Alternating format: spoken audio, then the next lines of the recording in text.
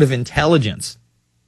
U.S. News and World Report has done the inner worlds of conspiracy believers. Now, it's another Johnny nonsense and technological term to say everybody who believes that 9/11 wasn't what the government and the media said is crazy. They're nut jobs. Shortly after the terrorist attacks destroyed the World Trade Center and mangled the Pentagon on September 11, 2001. Remember, terrorist attacks. It's always terrorist attacks. And really, these were terrorists, but they're government terrorists. They're not, Muslims in a cave. I hate to tell you that.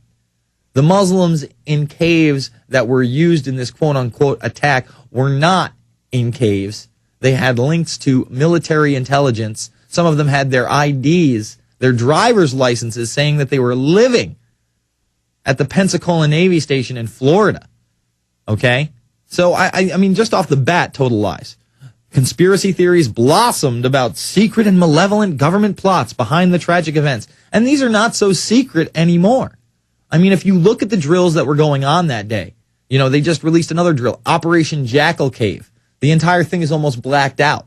You look at Apollo Guardian, Northern Vigilance, the NRO drill, where they were ramming a plane into a building at 8:45 in the morning with John Fulton and his team from the CIA. All this came out in the mainstream media. There was mass Armageddon exercises going on that morning, hijacking drills. I mean, those are the plots, unfortunately. There was somehow on the newswire in what was it? It went out, I think, on a Reuters newswire it was, that Building 7 had come down 20 plus minutes before it had.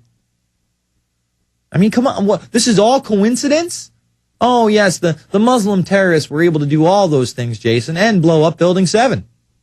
A report scheduled to appear in an upcoming Applied Cognitive Psychology offers a preliminary psychological profile of people who believe in 9/11 conspiracies. A team led by psychologist Viren Swamy of the University of Westminster in London identified several traits associated with subscribing to 9/11 conspiracies, at least among British citizens. These characteristics consist of backing one or more conspiracy theories unrelated to 9/11. See, the people that are hip to 9/11 are hip to the fact that Dye was murdered, are hip to the fact that 7/7 was an inside job, are hip to the fact that these guys are criminals. They're hip to the fact that the Bilderberg Group does exist, that MI5 is corrupt, that CIA is corrupt, that they've been caught, that there is an international intelligence organization that runs the drugs and pulls off a thing called Black Ops. See, Black Ops aren't fairy tales and unicorns, folks. They're reality. I'm sorry that you can't handle reality. I'm sorry you can't put on your big boy pants and own up. So we just watched that clip. There's no doubt that if the man had not said, no, you're not going to arrest me, after they grabbed him, the Lords would have taken him to the internment camps, even though he's an EMT trying to help a sick woman. Alex? Yes, Jason. It's the craziest thing. A little hotel I'm at on vacation with my family, their phones aren't working. The Genesis phones are completely dead. Luckily, we have a backup, but that's dead half the time. I definitely want to put the order in now for the 5 landlines at the office. Mm-hmm. I've really had enough of computer-based T1 stuff, so I want Mike and them. I'm just saying it on air, and maybe it'll happen. I want 5 regular phone lines into the board, ordered today. Okay, side issue. It's unbelievable, the phone systems everywhere. It's just endless problem. All right, hopefully I can get back on at the point that I was in the talk. Mm-hmm. You were just saying he would have been taken to the FEMA camp. He is being taken to the FEMA camp. That's the whole issue. I'm on the website of the local Oklahoma station, KTUL. KTUL, the local news station, has the headline that EMT could face charges after incident with trooper. And they're saying on the site the police were good to pull over the ambulance. That's just a little safety courtesy. That's totally normal. Just like when they boot kick someone who's not resisting and almost kill them, or put the kid in a coma. The police chief went on the news and said, "This is good." Can even play that clip out of Seattle. He said, "We'll do it again. We'll kill you." And then they said he ran, which by the way he didn't. Police just come running up to some guy. Totally innocent, they admit, and he's in a coma. His life's probably over. Hey, that's the way it goes. And the government's going to take your bank accounts, too. And if you don't like it, the paramilitary is going to kill you. That's the system we live under. So they love setting this precedent. So he is going to probably lose his EMT license.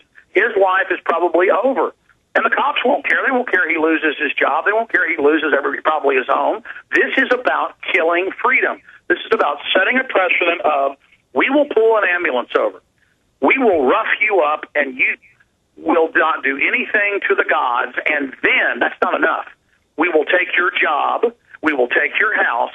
We will take everything you've got, because we are God. We rule you. We will take your $14.8 trillion and give it to offshore banks.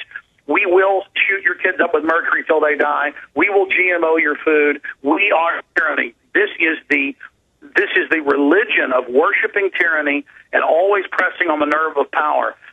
And I'm telling you, I know a lot of police are nice because I've been in car wrecks and had nice cops show up, but these are mentally ill roid heads. These are the people that will inherit the earth. These are the people replacing our old police and military. This is what it's turned into. So this is the incredible thing.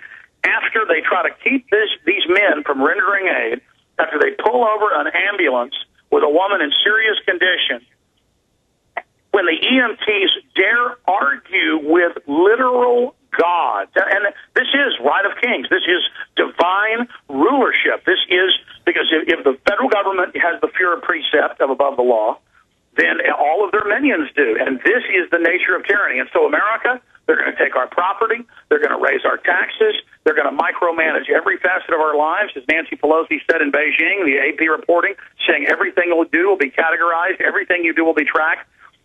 Everything is about this new religion of the environment, has nothing to do with the environment. It's about total control. And you understand, it's not enough they did this to these EMTs.